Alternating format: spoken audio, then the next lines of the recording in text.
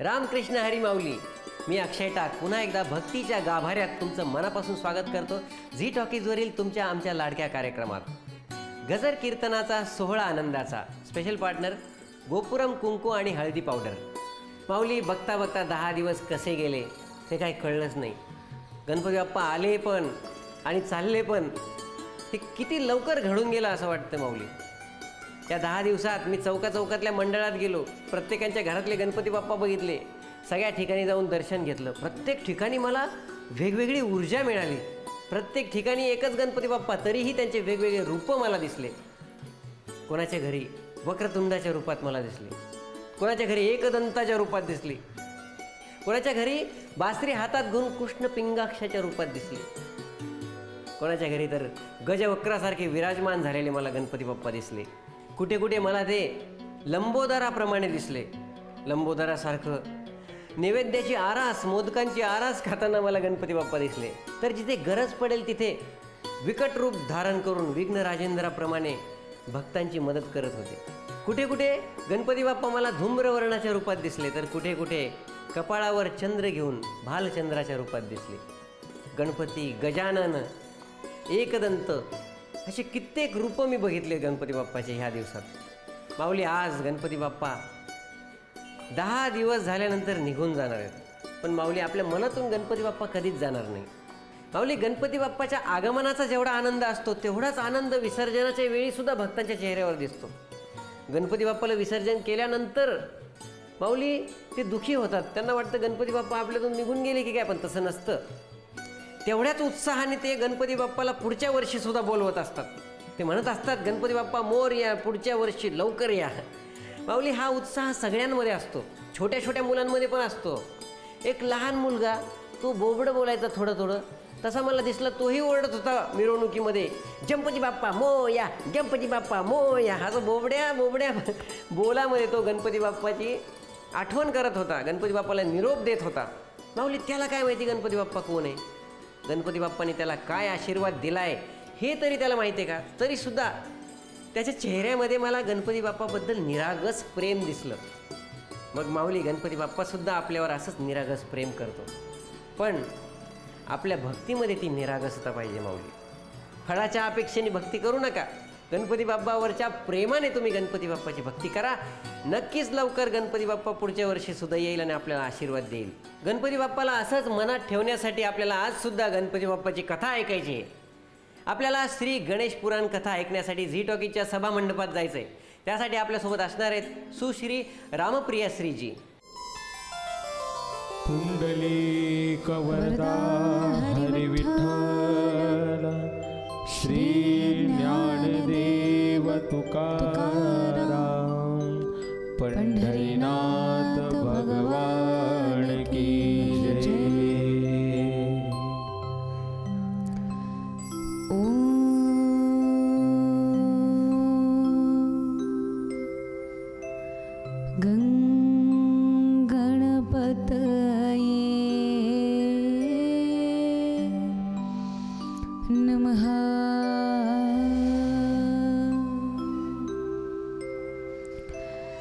ओंकार बिंदु संयुक्तं नित्यं ध्यायन्ति योगिनः, कामदं मोक्षदं चैव ओंकाराय नमो नमः. अतुलित बलधामं हेमशैलामदेहं, दनुजवनु कृशाणुं ज्ञानेनाम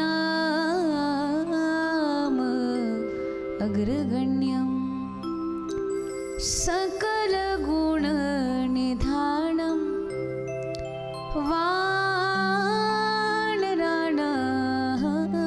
वानराणामदेशं, रघुपति प्रियभक्तं वातेजातं नमामि. महायोगपीठे तटे भीमरत्या वरं पुण्डरीकाय दातुं मुनीन्द्रे समागत्य तिष्ठन्तमानन्दकन्दं परब्रह्मलिङ्गं भजे पाण्डुरङ्गम्।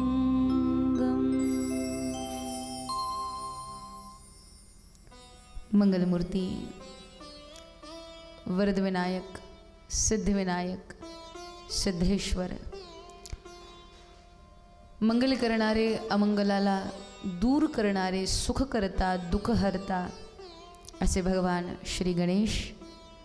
आणि गणेशोत्सवाच्या या पावन निमित्ताने आपण सर्व श्री गणेशाच्या गणेश पुराण या दिव्य उपपुराणाचं दर्शन करून आपण गणेशाची आराधना उपासना करतोय.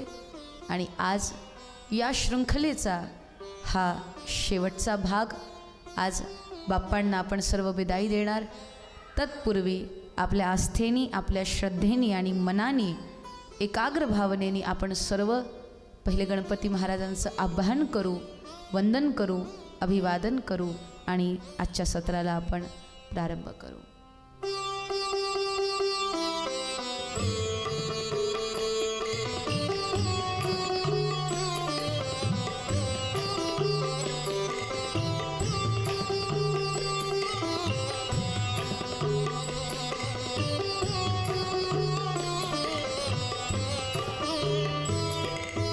वक्रतुंड महाकाय देव गणपती, वक्रतुंड महाकाय देव गणपती, वक्रतुंड महाकाय देव गणपती, वक्रतुंड महाकाय देव गणपती. देवी देवतांचा रे तोच अधिपती, देवी देवतांचा रे तोच अधिपती, देवी देवतांचा रे तोच अधिपती, देवी देवतांचा रे तोच अधिपती. वक्रतुंड महाकाय देव गणपती, वक्रतुंड वक्रतुंड महाकाय देव गणपती.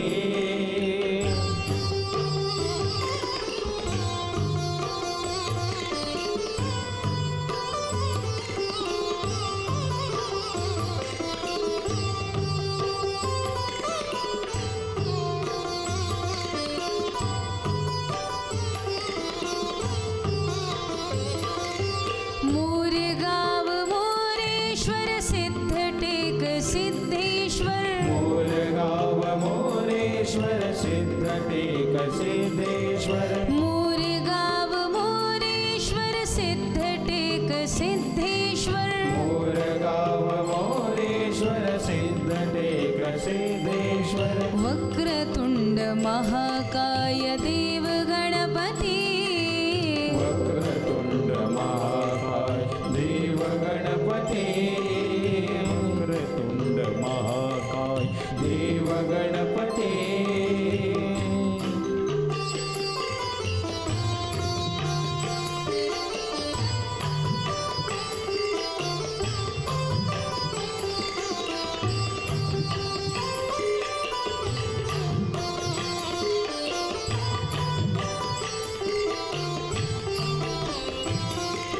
मोरगाव मोरेश्वर सिद्धटेक सिद्धेश्वर, मोरगाव मोरेश्वर सिद्धटेक सिद्धेश्वर, मोरगाव मोरेश्वर सिद्धटेक सिद्धेश्वर, मोरगाव मोरेश्वर सिद्धटेक सिद्धेश्वर.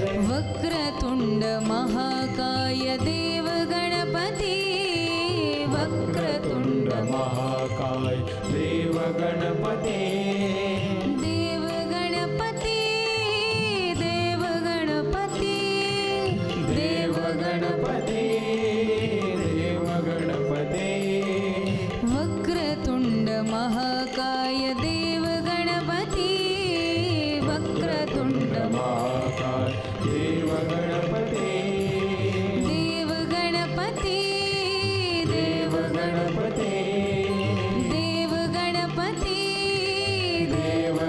गणपते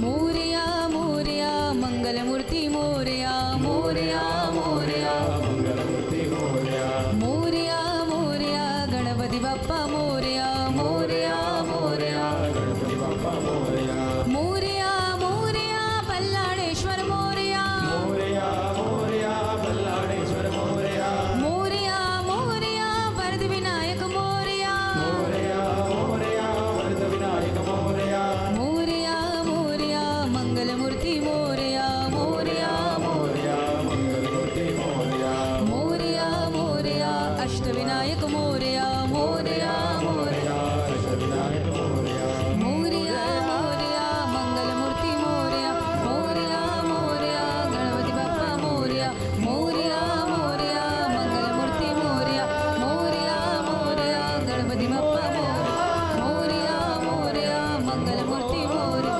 मोरया मोरया गणपती बाप्पा मोरया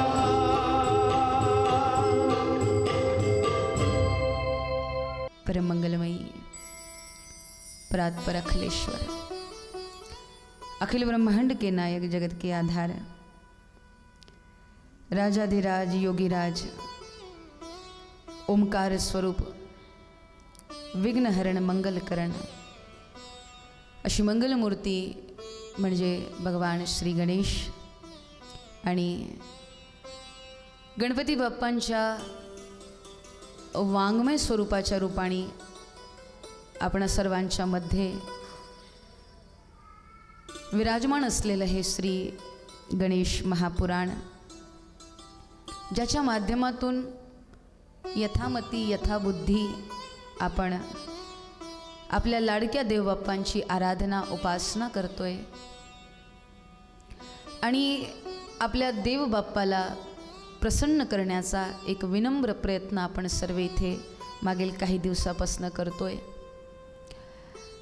ज्या भूमीमध्ये आपल्या सर्वांना श्री गणेश महापुराण ऐकण्याचा अलभ्य असा लाभ प्राप्त झाला, ही भूमी म्हणजे ही जुन्नर नगरी छत्रपती शिवाजी महाराजांच्या शरणाने पावन झालेली ही भूमी, ज्या ठिकाणी आई शिवाईचं छत्रछाया खाली आपण सर्वे बसून या पावनभूमीमध्ये आपण सर्वे वात्सल्य छाया फाउंडेशनच्या तत्वाधानमध्ये या फाउंडेशनचे अध्यक्ष आदरणीय हरिभक्तपरायण श्री दर्शन महाराज कबाडी आणि पूज्य महाराज श्रीजींबरोबर त्यांची सर्व सहकारी मित्रगण मंडळ या सर्वांच्या अथक परिश्रमाने झी टॉकीजच्या संकल्पनेने हा एक सुंदर योग साधून आला आणि आपण या 10 दिवसांमध्ये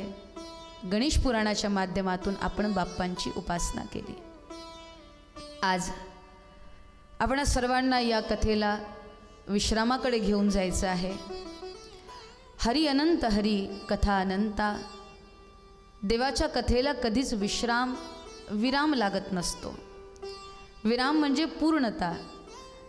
आणि ज्या वेळेला आपण नव्हतो त्यावेळेला सुद्धा कथा होती आणि पुढे आपण असो अथवा नसो कथा तेव्हा पण असणारच आहे. मग कथेला कधी पूर्ण विराम लागत नसतो, कथेला विश्राम दिल्या जाते. म्हणजे इथे जरी ही विश्राम घेत असेल तरी ही ज्ञानगंगा परत कुठेतरी प्रवाहित होणार आहे. आज बाप्पांच्या बिदाईचा दिवस, त्यांच्या विसर्जनाचा दिवस. पण तत्पूर्वी आज आपण काही अशा प्रसंगावर अवलोकन करू जेणेकरून बाप्पांना बिदाई दिल्यानंतर सुद्धा बाप्पा आपल्या मनामध्ये, आपल्या विचारामध्ये, आपल्या व्यवहारामध्ये विराजमान झाले पाहिजे. आपल्या रोमरोमामध्ये बाप्पांना विराजमान करून मग विग्रहाला आपण विसर्जनाच्या दिशेने आपण त्या उत्सवाचं सुद्धा आपण दर्शन करू. इथे बरीचशी मंडळी अशी असतील, महाराष्ट्राच्या भूमीमध्ये आपला सर्वांचा जन्म झाला, या मातीमध्ये आपण खेळलो, मोठे झालो, बराचसा जीवनाचा अनुभव आपण घेतला. या भूमीने आपल्याला संत मंडळीचा सानिध्य दिला, या भूमीने आपल्याला धर्मग्रंथ दिले, या भूमीने आपल्याला संस्कृती दिली, सभ्यता दिली, संस्कार दिले आणि या मातीने आपल्याला सर्वांना आध्यात्मिक समृद्धी दिली. आणि त्याच आध्यात्मिक समृद्धीचा वारसा म्हणजे असा की या भारतभूमीमध्ये 52 शक्तिपीठांचं दर्शन आपल्याला करायला मिळतं. या भारतभूमीमध्ये 12 ज्योतिर्लिंगाचं दर्शनसुद्धा आपल्याला करायला मिळतं. आणि फक्त 12 ज्योतिर्लिंग नव्हे, अनेक ज्योतिर्लिंगाचं भर दर्शन आपल्याला या भूमीमध्ये करायला मिळतं. आणि त्याच पद्धतीने ज्या देशाला ऊर्जेचं पॉवर हाऊस म्हटलं जातं, अशाच भारतभूमीमध्ये आणि विशेष रूपाने या महाराष्ट्राच्या मातीमध्ये जे या महाराष्ट्राचं गौरव आहे आणि ज्यामुळे देशातीलच नव्हे विदेशातील लोकसुद्धा आकर्षित होतात, असं गौरव म्हणजे या महाराष्ट्राच्या मातीमधले आमचे अष्टविनायक गणपती महाराज. इथे उपस्थित असणारी बरीच मंडळींनी अष्टविनायकाचं आपण दर्शन केलं असेल. कित्येक असेही सद्भाविक जण असेल ज्यांनी संपूर्ण अष्टविनायकाची यात्रा केली असेल आणि काही नसेल सुद्धा. तर आज आपण कथेच्या माध्यमातून आपल्या मनाला प्रत्येक गणपतींच्या श्री गणेशाच्या प्रत्येक रूपांचं दर्शन करत आज मनाने मानसिकतेने आपण सर्वे अष्टविनायकाची यात्रा करणार आहोत. म्हणजे जर का कोणाची यात्रा अर्धवट राहिली असेल तर आज त्याला तेही पुण्य प्राप्त होऊन जाईल, तेही या एका ठिकाणी बसल्या बसल्या. आणि मनाने जीही उपासना आपण करतो तो ईश्वर स्वीकार करतो. मन साधन आहे, मन करारे प्रसन्न, सर्व सिद्धीचे कारण. मन साधन आहे. या मनाला जर संसारात आपण गुंतवलं तर बंधनात बंधू, आणि जर का या मनाला आपण देवाच्या उपासनेमध्ये लावू, त्याच्या आराधनेमध्ये लावू, तर अशा वेळी तेच मन आपल्या मुक्तीचं कारणसुद्धा बनू शकतं. मग जे मन वारंवार संसारात जातं, त्याचा स्वभाव आहे, त्याचा मूळ स्वभाव आहे, तो गतीमध्ये राहतो. आणि गतीमध्ये असल्या कारणाने, प्रवाहितामध्ये असल्या कारणाने पाणीचा प्रवाहसुद्धा त्या दिशेने जातो ज्या दिशेने ती वाटचाल खालच्या मार्गाने जात असेल. मग पाण्याला ज्या वेळेला खालच्या मार्गाने घेऊन जायचं असेल त्यावेळेला फार परिश्रम करावं लागत नाही. पण पाण्याला जर वर चढवायचं असेल मग मोटर लावावी लागते, मग व्यवस्था बनवावी लागते. तसं आपलं मन गतीमध्ये राहते, त्याला अधोगतीला जायला फारशी मेहनत करावी लागत नाही, तो सहज रूपाने जातो. पण जर का त्या मनाला आपण पकडून थोडं उपासनेचं बळ देऊन ईश्वराशी जोडलं तर हेच मन आपलं जीवन सार्थक करून आपल्या जीवनाला सिद्ध बनवण्यासाठी सहाय्यकसुद्धा असतं. मग अशाच मनाला पकडून आज आपल्याला अष्टविनायकाचं दर्शन करायचं आहे. आपली भारतभूमी, या भूमीमध्ये अनेक तीर्थक्षेत्र आपण बघतो.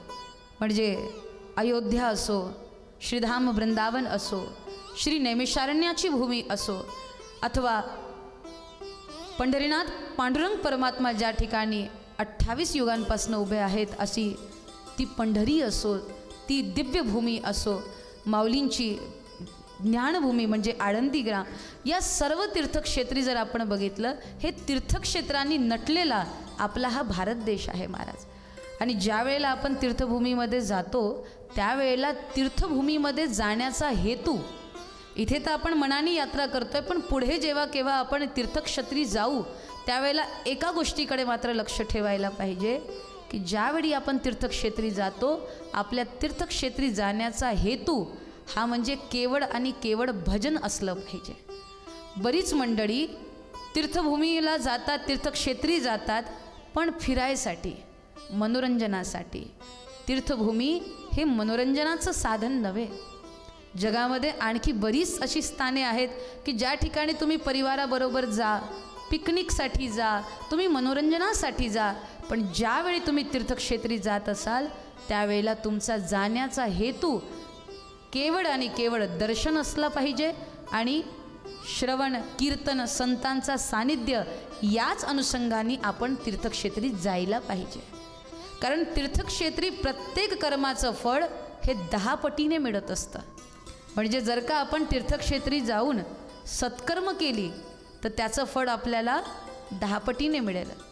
मग जर का सत्कर्माचं फळ आपल्याला 10 पटीने मिळत असेल तर मग आपण जर तीर्थक्षेत्री एखादं पापकर्म करू त्याचंही फळ आपल्याला 10 पटीने मिळणार आहे. मग अशा वेळी आपण ज्या वेळेला घरी पाप करतो त्याला धुण्याकरिता आपण तीर्थक्षेत्री जातो. मग विचार करा, जर तीर्थक्षेत्री जाऊन पाप आम्ही केलं त्याला धुवायला कुठे जाऊ महाराज? मग त्याच्या कल्याणाचा काय उपाय राहील? म्हणून अशा वेळी तीर्थक्षेत्री ज्या वेळेला आपण जातो, तीर्थक्षेत्री जाऊन जितकं जास्त होत असेल अधिकतर आपण भजन करावं, दर्शन करावं. त्या भूमीमध्ये कोणते सिद्ध संत विराजमान आहे त्या संतांच्या सानिध्यामध्ये आपण बसावं आणि धर्मग्रंथाचं पारायण, त्या पवित्र नदींचा सानिध्य करत आपण त्या तीर्थक्षेत्री निवास करावा. हे तीर्थभूमीचा लोकाचार आहे महाराज. त्या ठिकाणी गेल्यानंतर त्याचं पालन आपण करायला पाहिजे. आपण तीर्थभूमीमध्ये आपल्या मनाचा मळ धुवायला जातो आणि तीर्थभूमीला आपण घाणेरडं करून वापस येतो, हा तीर्थभूमीचा अपमान आहे. त्या भूमीमध्ये जाऊन जर का आपण अशा पद्धतीचा व्यवहार करत असेल जो देवाला अपेक्षित नाही तर तीर्थभूमीमध्ये जाऊन सुद्धा ते पुण्य आपण प्राप्त करू शकणार नाही. म्हणून तीर्थभूमी ही साधू संतांची साधना भूमी असते. त्या ठिकाणी देवानी आसन लावलेलं असतं आणि अशा तीर्थभूमीमध्ये शरीराने आपण यात्रा करायला पाहिजे. वर्षातून 1दा 2दा जसं आपलं सामर्थ्य असेल त्या पद्धतीने आपण तीर्थभूमीमध्ये आपण दर्शनाकरता जावं. पण जर का आपल्याला शरीराने जाता येत नसेल तर आपल्याजवळ फार सुंदर साधन आहे. आपलं मन, त्या मनाला पकडून आपण ज्या ठिकाणी आहोत त्या ठिकाणाहून आपण तीर्थक्षेत्री यात्रा करून यायला पाहिजे. आपण तीर्थाचं दर्शन आपण करायला पाहिजे. आणि गणेशाला वंदन करून नमन करून आता आपण आपल्या यात्रेचा प्रारंभ करूया. यात्रेला आपण श्री गणेश करूया आणि आपल्या मनाच्या माध्यमातून आपण अष्टविनायकाचं दर्शन करूया. आपल्याला सर्व अष्टविनायकांचं दर्शन या अर्ध्या तासामध्ये आपल्याला करायचं आहे. म्हणजे आपल्याला मोरगावला सुद्धा जायचं आहे, आपल्याला पुण्याला सुद्धा जाऊन यायचं आहे, इथे इतक्या पायऱ्या चढून आपल्याला लेण्यांद्रीला सुद्धा जायचं आहे आणि सगळं आपल्याला अर्ध्या तासात करायचं. त्यामुळे ऊर्जा थोडी जास्त लागणार आहे आणि तुम्ही सुरुवातीलाच जर असे बसले असणार मग आपण यात्रा कशी प्रारंभ करणार बाहेर? म्हणून एका मोठ्या आनंदाने प्रसन्नतेने बसा आणि एकदा जोरदार आवाजमध्ये गणपती बाप्पा मंगलमूर्ती मोरया श्री मोरया गणपती बाप्पा मोरया. मोरया श्री मोरया गणपती बाप्पा मोरया. मोरया श्री मोरया गणपती बाप्पा मोरया. मोरया श्री मोरया गणपती बाप्पा मोरया. मोरया श्री मोरया गणपती बाप्पा मोरया. मोरया श्री मोरया गणपती बाप्पा मोरया. मोरया श्री मोरया गणपती बाप्पा मोरया. मोरया श्री मोरया गणपती बाप्पा मोरया. या अष्टविनायकाच्या यात्रेमध्ये ज्या वेळेला आपण यात्रेला प्रारंभ करतो तर गणेश पुराणाच्या माध्यमातून जो क्रम दिला आहे त्या क्रमाने आपण दर्शनास प्रारंभ करूया. पण असं काही गरजेचं नव्हे की याच गणपतीपासून आपण यात्रा सुरू करायला पाहिजे, याच गणपतीपासून आपण दर्शन करून यात्रा प्रारंभ करायला पाहिजे. जसा आपला भाव असेल, ज्या ठिकाणी आपली आस्था आपली श्रद्धा असेल त्या ठिकाणाहून आपण आपल्या यात्रेचा श्री गणेश करू शकतो. पण गणेश पुराणाच्या माध्यमातून जे पहिल्या गणपतीचं वर्णन केलं जातं ते म्हणजे मोरगावचे मोरेश्वर महाराज. या गणपतीबद्दल नितांत आस्था गोसावी परंपरेची. म्हणजे मोरया गोसावीजींचे पूर्वज कर्नाटकामधून काही कारणास्तव या दक्षिण भारतामध्ये आले. त्यांच्या पूर्वजामध्ये कोणाचं तरी निधन झालं, परिवारामध्ये निधन झालं आणि त्यांचं अस्थिविसर्जन करण्याकरिता ते या ठिकाणी आले. अस्थिविसर्जनाचा कार्यक्रम पूर्ण झाल्यानंतर त्यांच्या मनात विचार आला की या भूमीमध्ये काही काळ का होईना आपण थोडा विश्राम घेतला पाहिजे, काही दिवस आपण इथे व्यतीत करायला हवेत. म्हणून ते जागेच्या शोधामध्ये होते आणि ज्या वेळेला त्यांनी एखाद्या तीर्थक्षेत्री जागेचा शोध घेतला त्यावेळेला त्यांना कल्पना मिळाली की इथे जवळच मोरेश्वराचं एक मंदिर आहे आणि निवासाच्या दृष्टीने ते त्या ठिकाणी गेलेत. पण त्या वातावरणामध्ये इतकी अधिक ऊर्जा होती की ते स्थान त्यांना आवडलं नाही, तर त्या ठिकाणी ते इतके रमून गेले की त्यांचं मन परत आपल्या देशी जाण्यासाठी झालंच नाही. आणि अशा वेळी त्यांनी विचार केला, आपला तिकडचा सगळं विस्तार त्यांनी गुंडाळून ते या ठिकाणी आले आणि मोरेश्वरांच्या सेवेमध्ये लागले. त्यांनी मोरेश्वराची इतकी सेवा केली की त्याच्या परिणामाने त्यांना त्या मोरेश्वराच्या आशीर्वादाने महाराज एक पुत्र प्राप्त झाला आणि तो पुत्रसुद्धा भाद्रपद महिन्याच्या चतुर्थीला प्राप्त झाला. मग आम्ही जी मोरेश्वराची सेवा केली त्या मोरेश्वरांनी प्रसन्न होऊन हा प्रसाद आपल्याला दिला असावा या मानसिकतेने त्यांनी त्या पुत्राचा स्वीकार केला, सांभाळ केला आणि भाद्रपदच्या चतुर्थीला त्या बाळाचा जन्म झाला. म्हणून त्यांनी त्या बाळाचं नाव मोरेश्वर असं ठेवलं. पण लोकाचारमध्ये मग ते मोरेश्वर नाम मोरया झालं आणि ते मोरया गोसावी. म्हणून आपण ज्या वेळेला गणपती बाप्पांच्या नावाचा जयघोष करतो त्यावेळेला आपण म्हणतो गणपती बाप्पा मोरया. बरेचदा ज्या वेळेला गणेश पुराण ज्यांनी वाचलं नसावं, आम्हाला सुद्धा आधी असंच वाटायचं की मोरया म्हणजे बाप्पांना आपण म्हणतो बाप्पा तुम्ही समोर या, बाप्पा तुम्ही पुढे या, बाप्पा तुम्ही या. पण इथे भावार्थ करतो ज्यावेळेला आपण गणेश पुराणामध्ये प्रवेश करतो त्यावेळी आपल्याला लक्षात येतं की मोरया गोसावी म्हणजे गणेशाच्या चरणी नितांत श्रद्धा ठेवणारे हे भक्त होते महाराज. आणि गणेशाला म्हणजे फक्त मोरया गोसावीजींना मोरेश्वर प्रिय नव्हते, तर मोरेश्वराला सुद्धा मोरया गोसावी इतके आवडायचे की त्यांनी आपल्या भक्ताचं नाव आपल्या जयघोषामध्ये जोडून घेतलं.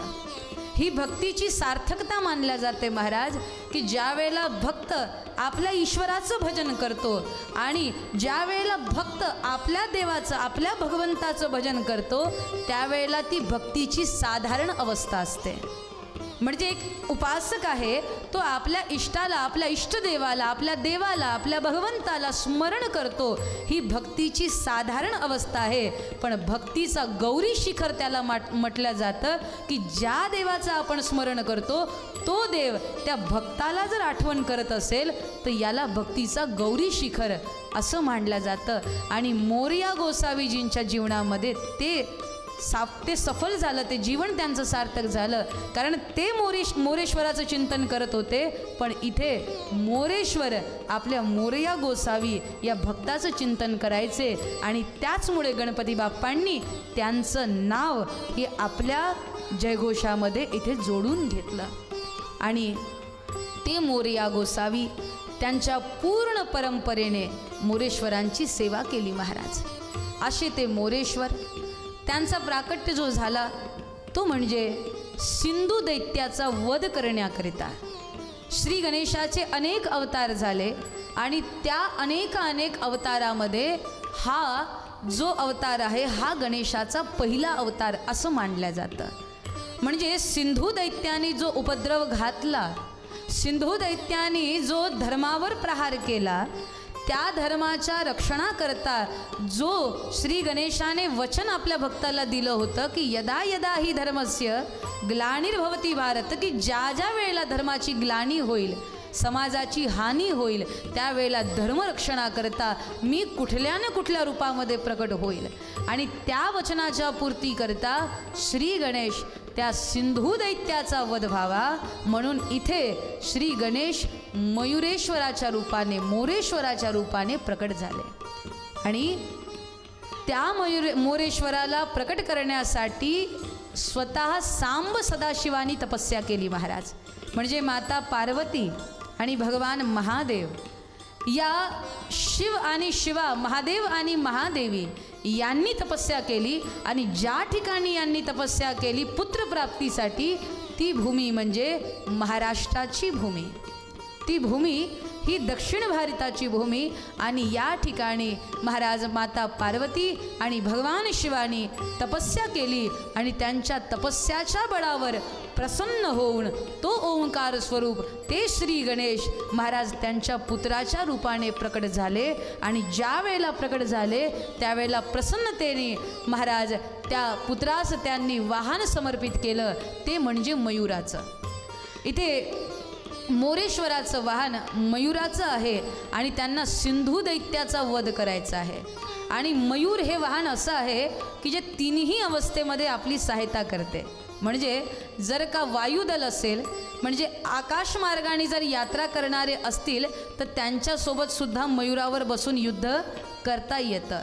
जर जमिनीवर कोणी युद्ध करत असेल तर मयुराच्या मदतीने जमिनीवर सुद्धा युद्ध करता येतं आणि पाण्यात जाऊन जर कोणी युद्ध करत असेल तर मयुराच्या मदतीने तिथे जाऊन सुद्धा युद्ध करता येतं. तिन्ही पातळीवर मयूर युद्धासाठी सहाय्यक आहे म्हणून मोरेश्वराने मयुराला वाहन या अवतारामध्ये आपलं बनवलं. मयुराला आपलं वाहन बनवण्याच्या मागे कारण हे सुद्धा होतं की मयूर हा असा प्राणी आहे की तो सदैव आनंदात असतो आणि ज्या वेळेला थोडाही पावसाचा म्हणजे त्यात असं दर्शन जर वसंत ऋतूचं दर्शन झालं तर अशा वेळी तो आपला पिसारा फुलून भरपूर आनंदसुद्धा घेतो.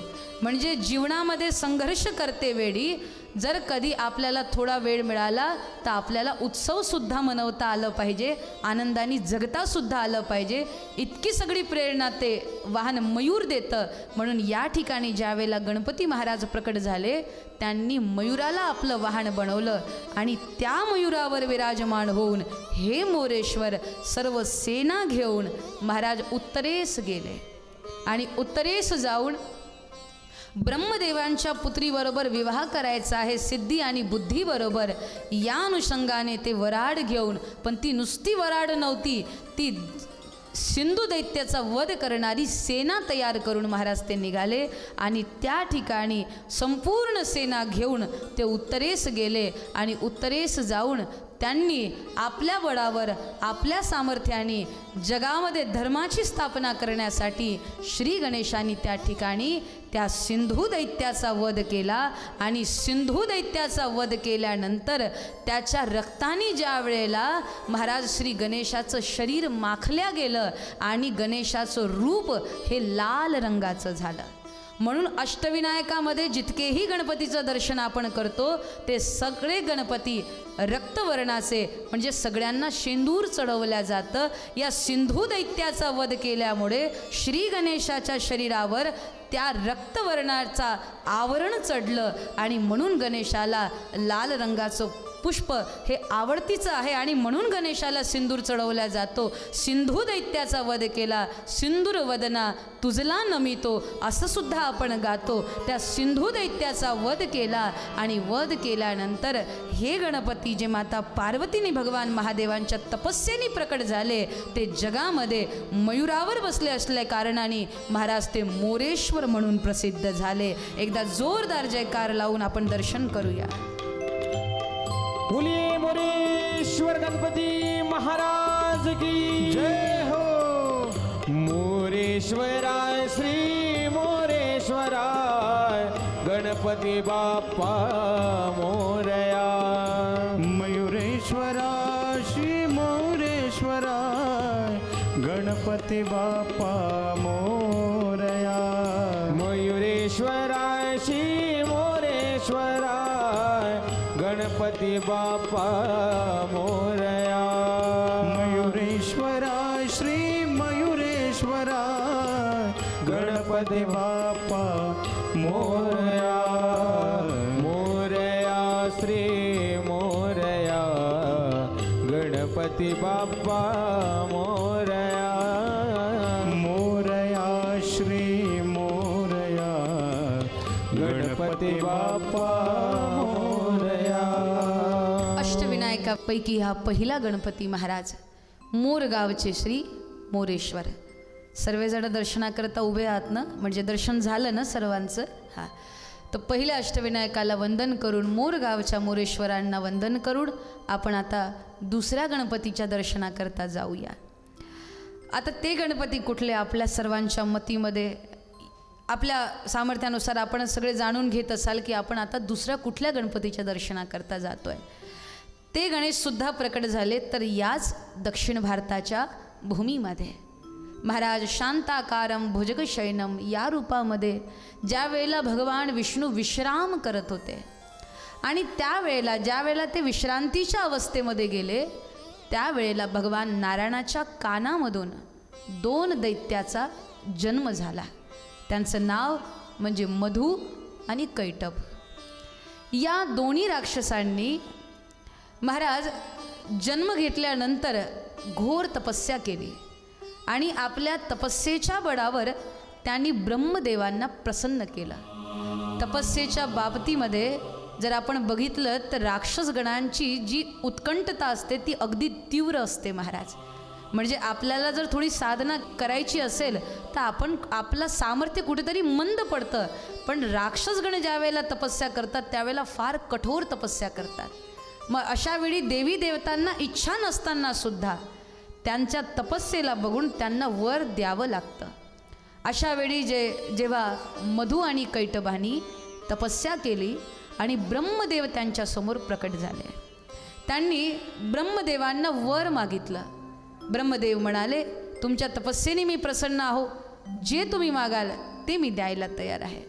त्यावेळेला मधु कैटभानी सांगितलं की महाराज आम्हाला असं वर द्या की आम्हाला इच्छा मृत्यू प्राप्त व्हावी, म्हणजे जेव्हा आमची इच्छा होईल तेव्हा आम्ही मरू.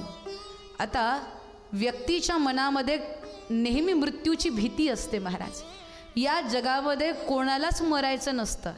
जर कधी भांडणामध्ये कधी चुकीने जर सुद्धा कोणी म्हटलं की तू मरणार, त्यांनी रागाच्या भरामध्ये म्हटलं तू मरशील, अशा वेळी सुद्धा आपल्याला वाईट वाटतं की यांनी मला असं कसं म्हटलं, जेव्हा की सगळ्यांना कल्पना आहे की एक ना एक दिवस आया है सो जाएगा राजा रंक फकीर, जो येतो त्याला जावं सुद्धा लागतं.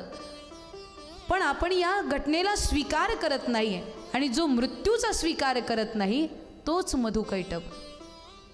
जीवन आणि मरण हे सगळं आपल्या जीवनाशी लागू आहे. जो जन्म घेऊन येतो त्याला मरावं सुद्धा लागतं आणि मृत्यू हा उत्सव आहे महाराज. मरण हे एका पद्धतीने जर आपण बघितलं तर हे उत्सवासारखं असतं, कारण की ज्या पद्धतीने आपल्याला नवीन जर वस्त्र घालायचे असेल तर जुने वस्त्र आपल्याला आपल्या शरीरापासून दूर करावे लागतात, त्यावेळेला आपण नवीन वस्त्र परिधान करू शकतो. त्याच पद्धतीने जर नवीन शरीर धारण करायचं असेल तर पहिल्याला सोडावं लागेल. एका घरातून निघू त्यावेळेला दुसऱ्या घरामध्ये आपण प्रवेश करू. पण या मधु कैटभाची इच्छा होती की जेव्हा आमचं मन होईल तेव्हा आम्ही मरू, इच्छा मृत्यूचं वरदान तुम्ही आम्हाला द्यावं. ब्रह्मदेवांना वाटलं की असंच काहीसं वर भीष्म पितामहाला सुद्धा प्राप्त होतं. भीष्म पितामहाला सुद्धा इच्छा मृत्यूचं वरदान प्राप्त होतं, मग हे सुद्धा तसंच मागतात, याच्यात वावगं काय. म्हणून ब्रह्मदेवाने काही विचार न करता त्यांना तथास्तु म्हटलं. आत्ता ज्या वेळेला यांना इच्छा मृत्यूचं वर प्राप्त झालं त्यानंतर मधु कैटभानी उपद्रव घातला महाराज. इतकंच नव्हे, मनुष्यालाच नव्हे तर देवी देवतांना सुद्धा आपलं स्थान सोडून तिथून पडून जावं लागलं. या मधु कैटभाचा उन्माद इतका वाढला होता की सगळे देवी देवता ब्रह्मदेवाजवळ गेले आणि ब्रह्मदेवाला म्हणू लागले की महाराज आपण काहीतरी करा, आपण यांना वर दिलं आणि आता हे संपूर्ण जगामध्ये उन्माद घालताय, उपद्रव करताय, यांच्या वधाचा आपण काहीतरी उपाय केला पाहिजे. अशावेळी ब्रह्मदेव चिंतित झाले. म्हणे मी याला वर दिलं पण आता याच्या व्यवहारापासून मीच सुरक्षित नाही आहे, हा माझ्यावर सुद्धा आघात करतोय. याला वाटते की मी वर दिलं दिला याला आणि त्याचं वर ते वापस घेण्याचा अधिकार म्हणजे माझा. जर का मीच नाही राहिलो तर हे तसेच अमर झाले, म्हणून हे माझ्यावर सुद्धा प्रहार करतायत. अशा वेळी ब्रह्मदेव चिंतित झाले आणि म्हणाले की आपण नारायणाच्या जवळ जाऊया, त्यांना प्रार्थना करूया. आणि प्रार्थनेमध्ये मोठी ताकद असते महाराज. आपण प्रार्थना ज्यावेळी करतो ईश्वराला ती स्वीकार करावी लागते. म्हणून प्रत्येक संप्रदायामध्ये, प्रत्येक धर्मामध्ये प्रार्थनेला महत्त्व दिलं गेलं आहे. कुठल्याही समाजाला मानणारा व्यक्ती असो, कुठल्याही देवाची उपासना करणारा व्यक्ती असो, कुठल्याही संप्रदायाचा असो, तो प्रार्थनेला महत्त्व देतो. म्हणून आपण जाणतो की आपल्या इथे प्रार्थना केली जाते. ख्रिश्चन समुदायामध्ये त्याच प्रार्थनेला आपण प्रेयर म्हणतो, मुस्लिम समुदायामध्ये त्याच प्रार्थनेला आपण अरदास म्हणतो, फरियाद म्हणतो. पण फरियाद, प्रेयर, प्रार्थना हे सर्व एकच आहे. ध्यान आणि प्रार्थना या दोन गोष्टी जर आपल्या जीवनामध्ये असेल तर आपल्या जीवनामध्ये आपल्याला पाहायला मिळतं की ध्यान हे ते साधन आहे की ध्यानामध्ये देव बोलतो आणि जीव ऐकतो. ध्यानामध्ये ज्या वेळेला आपण मन एकाग्र करून बसतो त्यावेळेला परमात्मा बोलतो, ईश्वर बोलतो आणि जीव ऐकतो. जेव्हा की प्रार्थनेमध्ये जीव बोलतो आणि जगाचा मालिक ऐकतो. म्हणजे आपले भाव देवापर्यंत पोहोचवण्याचं साधन म्हणजे प्रार्थना. म्हणून सर्वांनी प्रार्थना करायला पाहिजे. आपण पुरुषार्थ करा, मेहनत करा, आपलं संपूर्ण बळ लावून आपण पुरुषार्थ करा. पण पुरुषार्थ केल्यानंतर सुद्धा जर त्याचं योग्य ते फळ मिळत नसेल, मग पुरुषार्थानंतर एक उपाय राहतो, तो म्हणजे प्रार्थना.